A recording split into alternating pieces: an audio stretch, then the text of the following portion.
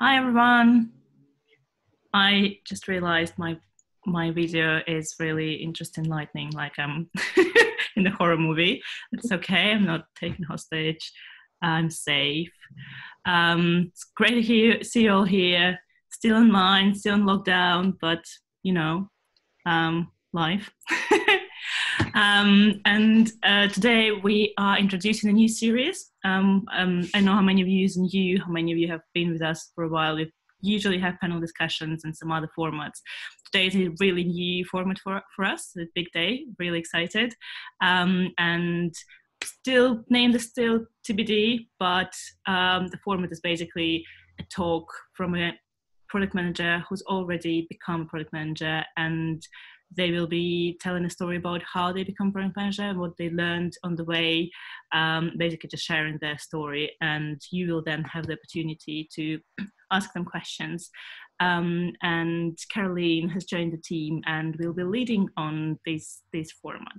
So I'm here just as a bit of an MC for housekeeping. So in case of emergency, go to your nearest exit as located in your apartment. And I guess some small asks from us. First one is, if you can, during the main discussion, please keep your videos off. This will probably make the connection a little bit better to make sure there is no delays in the talk. And the second bit, if you come up with the questions, please just post them in chat. You can send them directly to the host, which is named PM to be, or you can send them to everyone in the overall chat, and we'll make sure the questions are asked at the end. I think we're good to go. Over to you, Caroline, maybe, yeah? Yeah. So hi, everyone. Great to see you all here. We're very lucky to have Elina with us today, who has prepared a fantastic presentation. Elina is a product manager at Flux, and she has 9 years of experience in the martech and fintech industry, 4.5 of that in product management. So without much further ado, Elina is going to take it away for us. Over to you. Great, thanks very much. Hi, everyone. So yeah, just a little bit about myself. So my name is Elina. I'm currently working at Flux. It's a fintech startup. We basically make digital receipts and save paper. As Caroline said, I've been in product for 4 years now, but it actually took me 3 years and 2 different roles to land my first PM role. So, you know, I've made a lot of mistakes along the way. Why? Probably because of lack of knowledge and advice from other product people. So today I will give you the advice that I wish I had received 7 years ago when I just became interested in product. So again, just to explain a little bit more about the journey and what kind of stages I went through, this line is past 9 years of my life. As you can see, it's quite far from being linear, and you can also probably tell at which point I got into product. I started off as a business analyst and then jumped into a client services manager role. It was great. I really enjoyed working with clients, but I was kind of getting increasingly frustrated that the product team wouldn't prioritize requests from my clients. So I accidentally got the opportunity to work with 2 engineers, and we built a custom service for one of my clients. And I thought, wow, I quite like this, and I think I'm quite good at it. So why not try it out? I kind of fought for a promotion at the same company. They gave me a role of a product specialist, but it wasn't enough because I wasn't a product manager. Afterwards, I left for a company who said that, you know, once you stay here for a year and you learn, we're going to have a spot for you in the product team. But after a year, they got acquired. So back to the drawing board again. At which point I kind of like started seriously going for product roles, and I got hired as a product owner and kind of have been in product since. I have to say though, being client facing made me definitely a better product person. So whatever your current role is and whatever your background is, it will definitely work to your advantage if you figure out how to transfer your knowledge and how to transfer your thinking and how to transfer your skills. So before we kind of jump into more practical tips and more practical advice, the biggest lesson I learned along the way is you probably will have to adjust your expectations. So when I started applying, I thought, yep, it's just going to take 3 to 6 months, no big deal. Yeah, well, as you know, it took me three years. There is a lot of rejections that will come throughout the journey. A lot of people won't reply to your emails, reply to your CVs, look at your CVs, reject you after you've had your interviews. But you know, as product people, we should take every single failure as an opportunity to learn. So make sure that every time this happens, you actually revisit and see what went wrong, see how you could do better next time. Another thing that kind of gets annoying at times is people try to sell you anything but product roles, like project management, product marketing, delivery roles, like anything, to the point where you think nobody is on your side. Again, as tempting as it might be, just to give in and go for those easier roles that are just there right in front of you. Don't give in to the temptation. I promise it will be all worth it, no matter how long it takes. What I also forgot to mention, actually, my first product role was a junior product owner, and it did come with a big pay cut. I think the further down in your career you are, when you transition, the bigger the pay cut's going to be, and it's just the reality of it. But again, within a couple of years, you'll be back to your usual kind of pay grade and pay level. So at that point, it will just seem like a minor inconvenience. So once you get into product and you actually do what you love, I promise you, it will be a very small price that you will have paid. Okay, so now let's say the first thing that you need to do is actually start applying for jobs. How do you get people to look at your CV? Is the big old question that everybody's looking for an answer to. I think I learned this again the hard way. Nobody reads long covering letters. They don't really. Nobody even is going to read them if you have them in a separate document attached to your emails. I used to kind of say, hey, I have 5 years of experience in this and that, but I want to get into product. And nobody would reply to me, like ever. So I started experimenting with different kind of intro messages. And this message you have here on the right is something I sent to a founder of a company in Singapore. Just because I was going on holiday to Singapore and I thought, well, you know, might as well check it out, see if I find anything I like. So what I did kind of differently here, I explained first of all how their product would have solved a problem for me as a customer. I kind of clearly demonstrated that I definitely see the value in their product and showed that I would be so excited to work on the product with them. Afterwards, just like a little bit about your passion, how you put your customers first, how you dream big and everything else. But basically, I found this kind of format worked really well because I got the same day response and actually went for an interview next week. So ever since this message, this is the kind of format that I had been using and that was quite effective for getting interviews. So I guess the message here is keep it short and sweet. If anything, deflect from your lack of experience in product, because that's the biggest excuse that people are going to use not to give you an interview. As you can see in this message here, I haven't even mentioned anything about my experience or me being a product manager or me not being a product manager. So if you can get away with it, don't even mention it. And most importantly, really show that you're passionate about their product. A lot of people sometimes see covering letters, intro messages as like a box ticking exercise. But what I found is if you really customize them to the person and try to address the person that you're sending it to, they're going to decide to give you an interview straight away, even before they have seen your CV. So now let's fast forward. You know, you've sent like a really good intro message, you have your interview. And now you're in a position where you're actually considering the specific company that you applied to. So what went wrong with me? When I accepted my first product role, I didn't know what was the difference between a PO and a PM. Yes, really. I also didn't know how product was different at a company that had just been acquired. And I also didn't realize that head of product is going to make all the calls.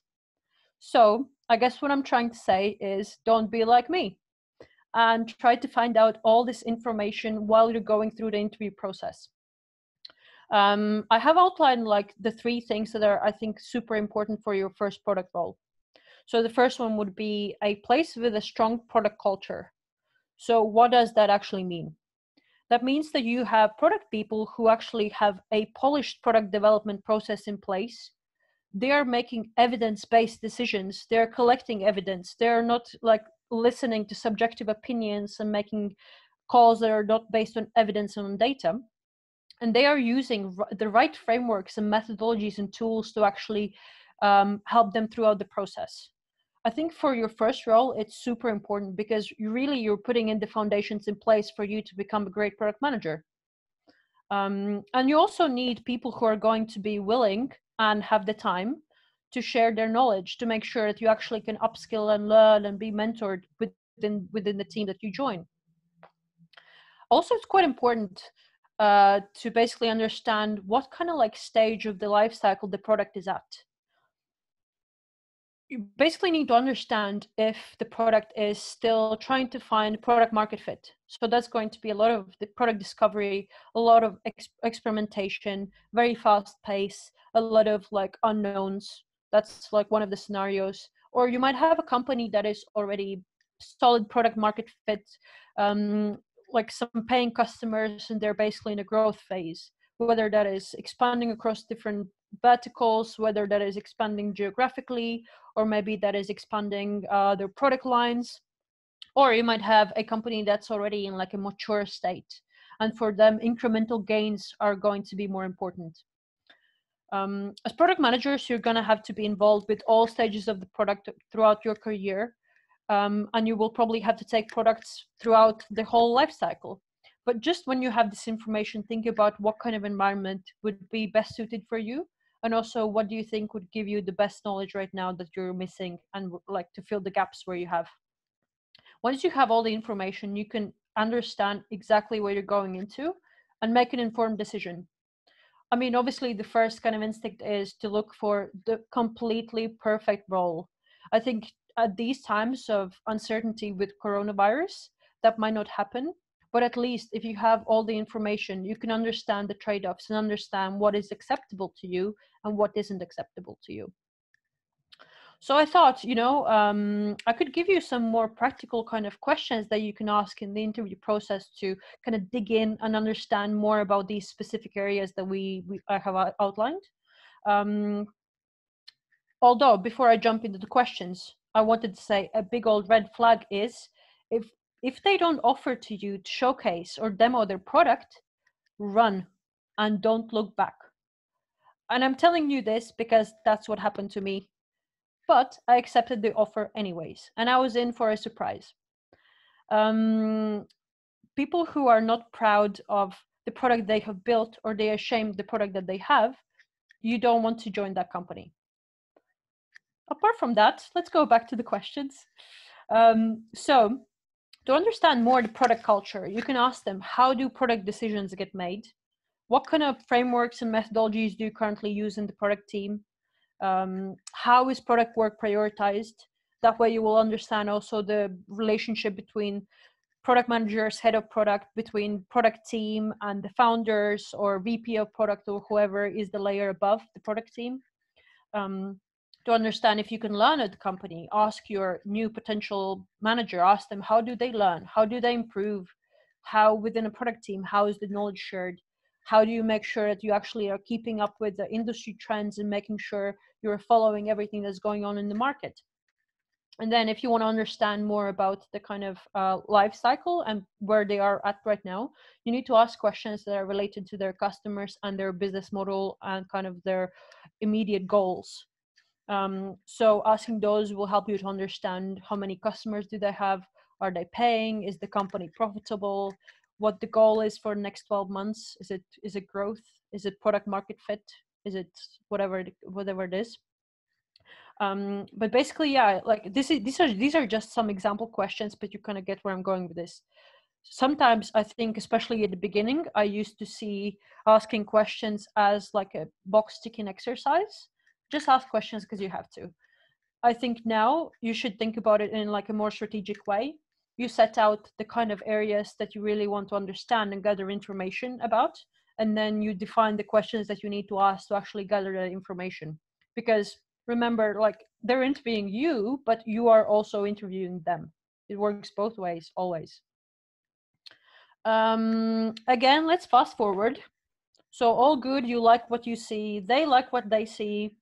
Next step is a problem solving task, or take a home task.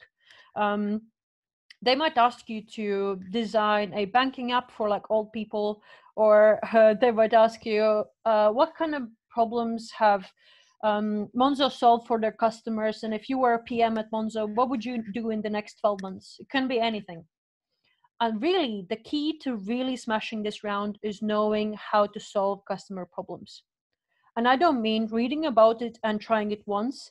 I mean faking it till you make it. Just because you might not have experience with building real products doesn't mean you can't fake that you know exactly how to do it. And you should leave the impression that you have done it hundreds of times, that this is the just old thing that you do every single day. And frankly, this isn't a mistake that only new product managers make. Having interviewed a lot of product people over the last few years, even people who have lots of product experience behind their belt would still fail and wouldn't show a good approach in problem solving. And that's one thing that really shows. Your inexperience shows when you're skipping steps. So there are steps to solving problems, and you should learn what they are and what kind of steps you should follow. If I have to recommend one tool to kind of like get familiar with problem solving, that would be Marty Kagan's book of Inspire, that many of you could have heard already about, because he's like the godfather of product, so it's well known. But I do recommend that book because it gives you a very good understanding of how problems are being solved and how products are being built. So I recommend to read it, and then, pick a problem that you're facing right now while you're stuck in an isolation, something that's just really, really annoying and frustrating you. Pick that problem and take Marty's approach and try to solve it. Last but not least, yes. Once you start getting into like kind of problem solving, again, one thing I didn't have is advice at that time. And it's very important. Only in the past few years, I have learned to appreciate the value of having a mentor and also being mentored. So I would say find another experienced product person and like ask them to review your work. Ask for feedback and try to iterate, improve so that you can literally polish your own product development approach. Also spend time with them when you can and ask them questions about their challenges, about their day-to-day, just so you can take a walk in product manager's shoes and really start to kind of understand how to put the product thinking hat on. Because most product managers face the same kind of challenges, and like those are the challenges that you are going to have to face once you're in your first product role, and those are challenges that you're going to have to figure out how to solve.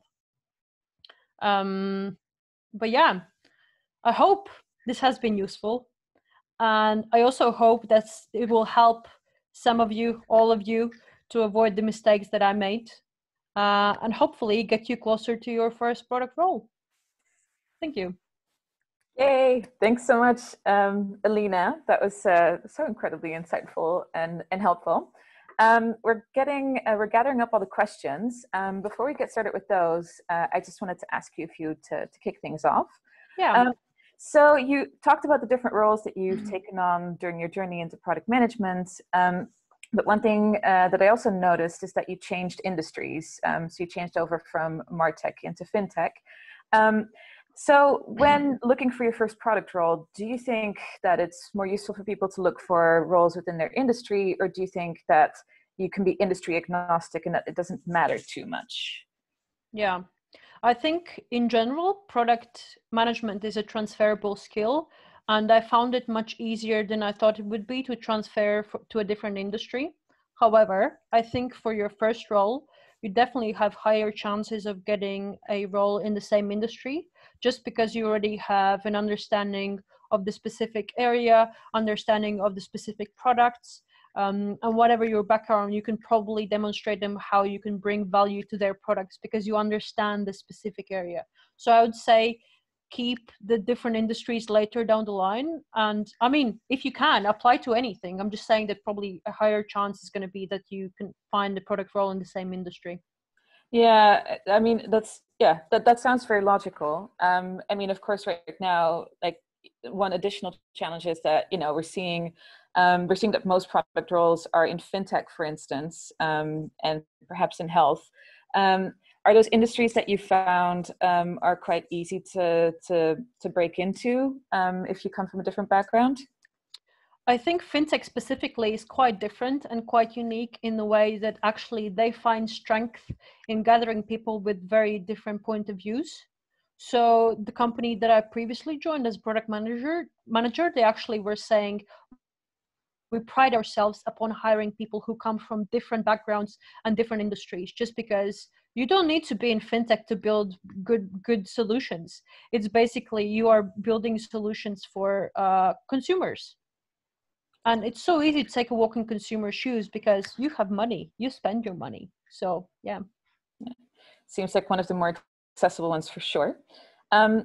You also touched upon this, and I think like especially right now in the current situation, it's a very relevant, kind of topic, that, you might not, expectation via reality, you might not find yourself in like that ideal role where, you have the resources available to you to be, mentored and learned, or where you have great product culture.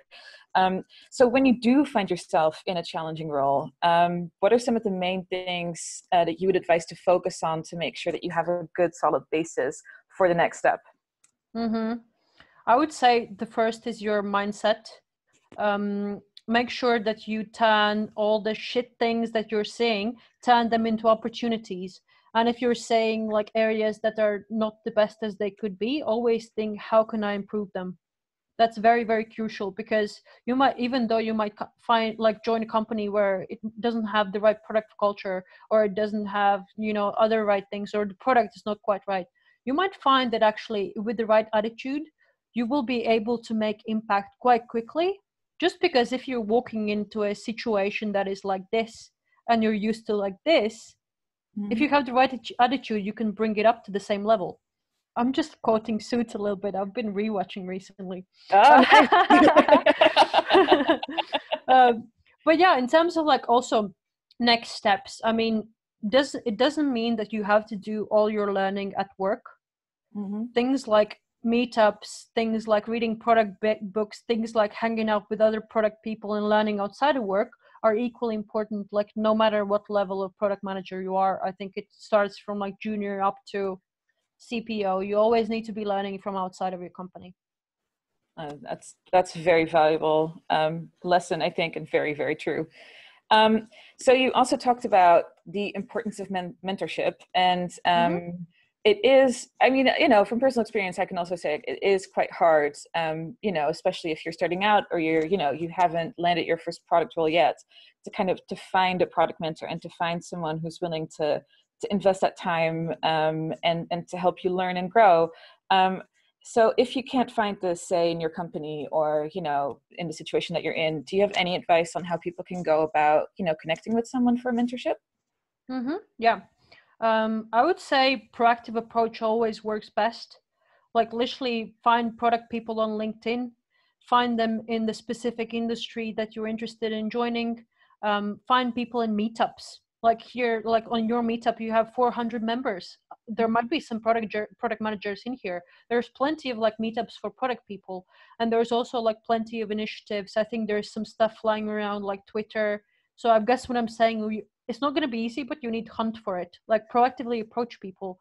I would say learning from myself, like once you have a few years under your belt, you feel like you're in a position where you have enough knowledge and wisdom to pass it on. And also I feel like product community is very kind of together, and there are a lot of product people who are willing to even if it's like a one-off an hour. I haven't really met any product people who would say, no, I don't have time for you. Like even if it's questions, but I guess it's all about like proactiveness and finding people who you think would be a good match to mentor you. Yeah. I mean, yeah, I think, that's one of the values in these meetups, of course, as well, where, you find people who kind of like communicate in the same way as you, or like, who have that, that kind of, I just want to say like who you gel with in a certain way, because that's also really important. So last question before we jump to questions in the chat. So you mentioned a lot about, resources and the importance of, practicing your problem solving skills, being able to do that in your sleep, perhaps a useful skill to have as a product manager. Are you aware of any specific resources, aside from, of course, the Marty Kagan book, that people could use maybe online, or, where they can find good questions, or, any good kind of frameworks and steps that, people can use to walk through a problem like that? Mm-hmm. Yep. I mean, there is a lot of product books out there. I think a lot of them are targeted towards people who are just getting started in product. Mm-hmm. I think Kagan's book is probably like a very good start overall, so you can understand like what goes where. In terms of kind of like more learning, I think it's quite useful to read stuff from other product people. So Medium is a really good place to find blogs. I also have like a very long list of really useful product blogs that I can share afterwards for anybody who's interested. I'm definitely interested. Yeah, cool. I would say don't get so stuck up on books and things, because even I don't know, like YouTube sometimes, like if you have a special thing that you're interested in and you can't really figure out what to do, like how to set metrics for a product, like it's gonna give you so many videos. Like you watch 10-minute video, it's gonna give you the same information as reading a book. And also, a couple of days ago, one of my ex-colleagues who has been now furloughed, he just built his first product. He's a guy in sales. He found these like a couple of apps that allow you to build product without actually coding. And basically it's called Swap Puzzle. And it's for people to swap their puzzles, because you've done your puzzle, you're sick of your board games, and like you can just find similar people in your area and just swap them. Like a great kind of idea to like start doing products just out here in isolation, solving a problem for yourself first. That's So amazing. yeah, so I'd say like start like a side gig or whatever, even if it's just to learn how to do it. Yeah, I think for anyone who's missed our talk on how to start a side product, there should be a recording of that as well. And we're also going to publish a blog with some of the resources, and add Elina's in as well. All right, so we have a few questions coming in, so just bear with me. The first one I have here is, I'm transitioning from an ops and strategy role at a startup into a product role. I've always loved working with the tech team to build systems and processes for internal systems. Mm-hmm. I'll be looking after the customer-facing app for the first time. Any advice? Yeah. I mean, I think customer always comes first. I think if you already have very relevant experience of building internal systems, and you already have experience of trying to understand your customers, which are internal users and your colleagues, keep that same kind of way and take the same approach to your customers, that you always understand exactly what problem are you trying to solve. Also depends if it's B2B or if it's B2C, and look into how like product is different for both B2B and B2C. Do loads of user research. Like that's one thing that people sometimes forget about. Do always user research. Try to validate everything that you're building, if you can. And basically make sure that you also manage your stakeholders. And I think it's a good opportunity for you, because you already have kind of probably a reputation in front of people that you solve problems, you help them, you make their life easier. So I think you probably will have a lot of stakeholders on your side already. But yeah, take one step at a time. Don't be afraid to make mistakes. That's how you learn. If you don't make mistakes, it's really not a great situation.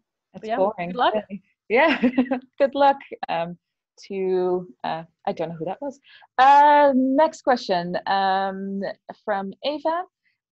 She's asking, from your experience, what would you consider key skills for product managers to highlight during an interview? Yeah. So when you are interviewing product managers, or when you're interviewing for a role? I guess you're interviewing for a role. I would assume the latter. Yeah. Yeah. Okay. So I don't know if you've seen, but like, like kind of like Venn diagrams, whenever somebody's saying, what is a product manager? And it's like an intersection between business, tech, and commercial, I think it was 3 areas. So you kind of need to demonstrate the skills in all 3 areas. Problem solving is always the one that people look for. So try to give them examples of scenarios previously where you have solved problems. Also, to be kind of like data driven is very important. So put it all in context. When you have solved the problem, how did you measure the outcome, and how did you actually validate that what you have done solved the problem? I think that's quite important. And the third thing I would say is quite important is empathy. Just because you deal with so many people on your day-to-day, you deal with your tech team who might be a little bit more on the introverted side. You need to deal with customers, you need to deal with other stakeholders across other teams, sales team who might be pushing you, pulling you different directions.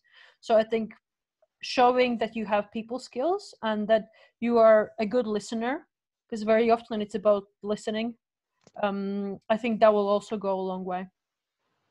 Yeah, I think those are yeah, really great skills. I also just wanted to kind of ask as a follow-up from there. I think that the GDS and Monzo have kind of like published these like online profiles of like what we're looking for in product managers. Are those a good resource to use, or do you kind of you know, think that, you know, like it differs per organization what people are looking for, or what's your thoughts on that? Yeah, so for product development process, GDS is definitely your go-to, just because they have outlined exactly all the phases, how long should you take, what should happen in each of the phase. Like GDS is an excellent resource.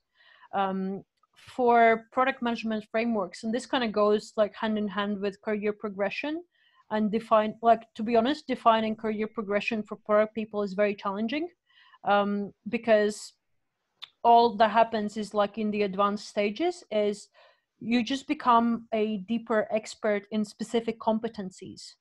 So it's not like you can add on an additional thing in a framework and that's going to make you a senior product manager.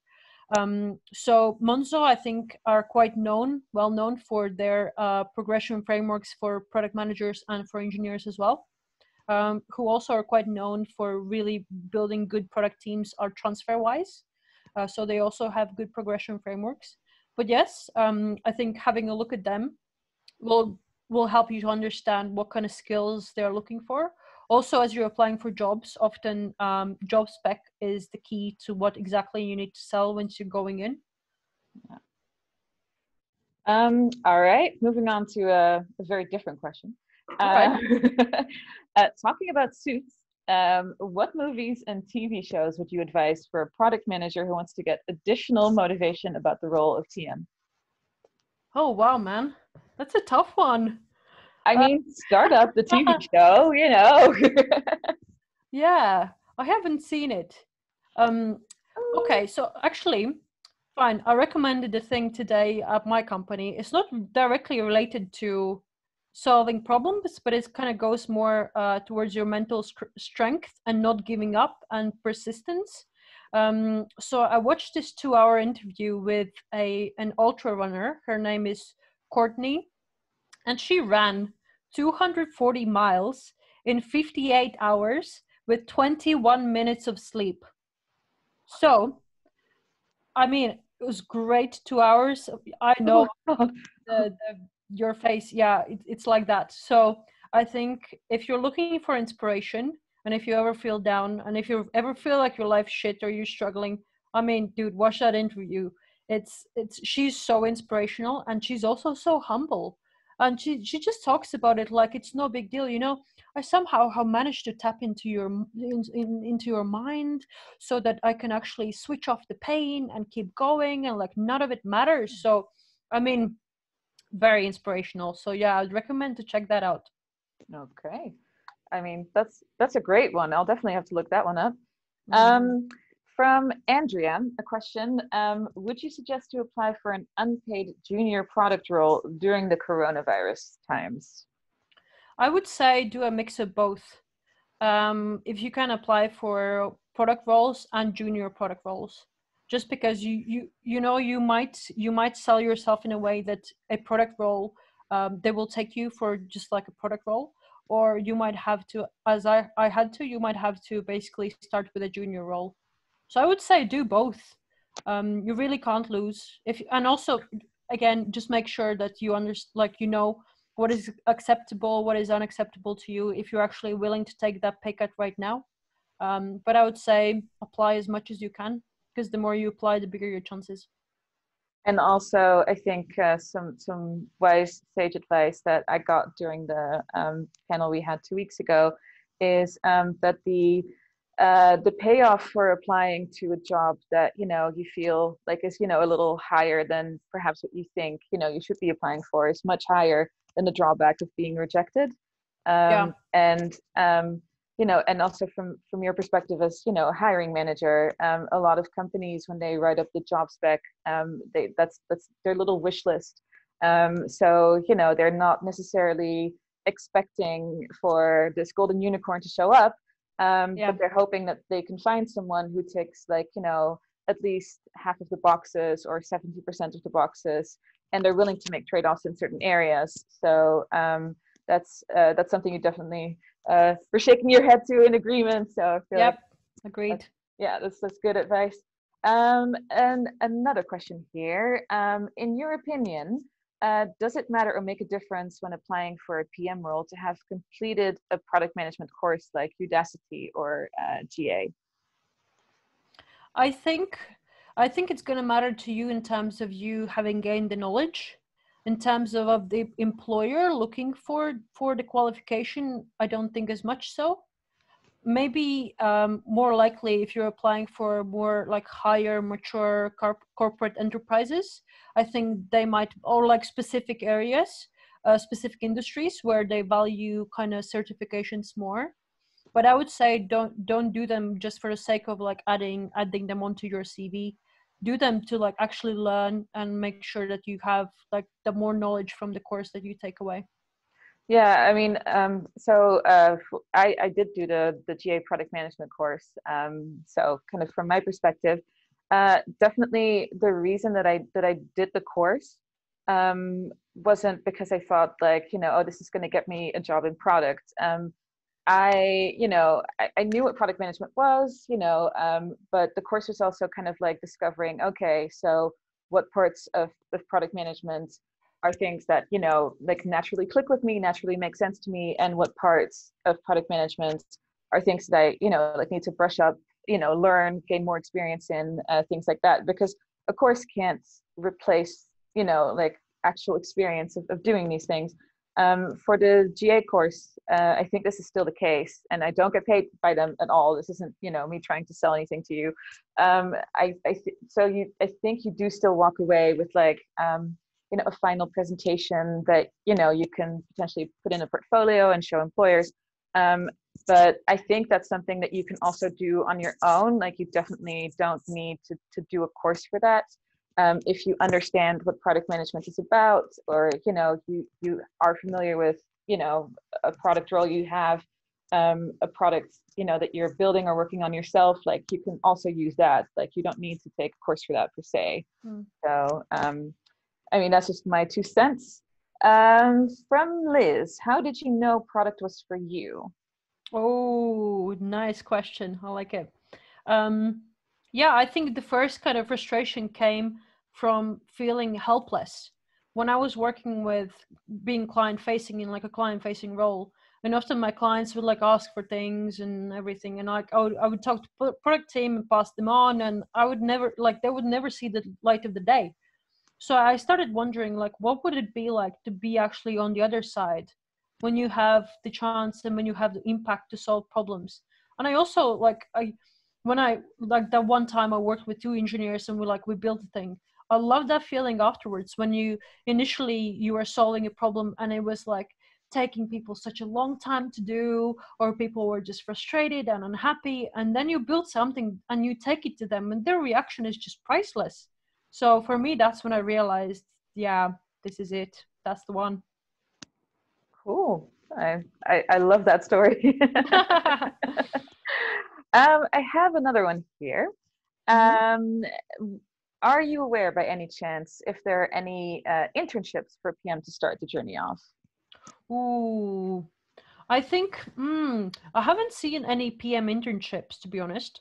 Again, there might be maybe some grad schemes and programs in bigger companies, but I think it would have to be a large organization for them to take in interns and PM.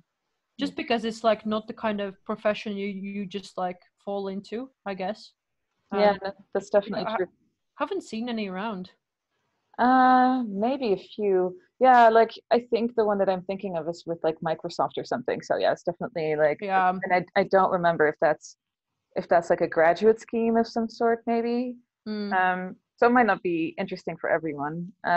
But yeah, I would. Are there any like on that thought? Like, are there any kind of roles that are useful to apply to if you can't like quite make the jump yet? You mentioned like roles that people try to sell you as a product role, but what is the type of role that someone can sell you that isn't strictly a PM role that is actually useful for making the jump? So I would say anything within a product team is probably a good start that makes you makes the transition easier. So say a business analyst or a project manager or a developer or a product designer. So ideally, if you can get like a role that allows you to work on building a product within a product team, I think that would be like the closest kind of match. Okay. Yeah. So like, yeah, as you say, business analyst, product analyst, these types of roles. Yep, exactly. Yeah. All right. I mean, if people have more questions, we can give it a few more minutes. And then what we're going to do, which is really exciting, is we're going to have little breakout rooms for everyone to network. And the wonderful Liz, who you remember from the start, will be assigning everyone to different rooms so you can get to know each other a bit more. I'll ask you one more question. Oh, Adam has another question. You mentioned to expect a pay cut when transitioning. Can you give an idea how much the starting salary is in a PM position? Yeah, I think it will depend per company size and also per industry. Some industries pay better than others. I think in general, I've seen B2B products pay more than B2C. So I think the range that you can expect to get started probably is, depending on your negotiation skills, anywhere sort of bit like between 30 and 50, anywhere in between that, depending again, what like also it might help that you're coming in from a different different role and your current salary is higher. At least that helped me because I wouldn't budge for too much of a cut, but yeah, I guess between 30 and 50, depending on the company and depending on the industry. Okay. And Liz is also asking, how important is the product title for the CV? Very important. So important. Super important. Just because already on LinkedIn, you can see how the type of roles that you're getting from recruiters and people who reach out to you, how they change when you change roles and when you change your titles. So when you're like in a client-facing role, all they're gonna send you is the client-facing stuff. If you move into like a more like a product specialist or like a business analyst, they might start sending you roles that are exactly the same or close enough. So for example, for business analysts, they might also send you roles of like product manager or like a product analyst. So you kind of need to figure out what kind of sits together and where the offers start to extend. But I find having product in your title is very important, purely because of like how LinkedIn works and like keyword searches and things like that. So if you are going into some kind of role like an analyst or something, if you can get products like to be hitched on your title, that's great. That's a good start. Something to take into account when you're negotiating as well. Yeah. Perhaps if it's not quite the right title, try to make it work for you. Yeah. So I think if there are no more questions, I'm gonna hand it over to Liz and we can do our little breakout rooms and see how that goes. And encourage everyone to be very talkative and just get to know everyone. And yeah, that was it for me. And thank you again, Elina. Thank you. Thanks everyone for coming and do stay long. Thank you, Lina. Yeah, that was really great. And I love your story and the line, especially. So much resembles every product career in the world. So I will do the magic. The magic works one way.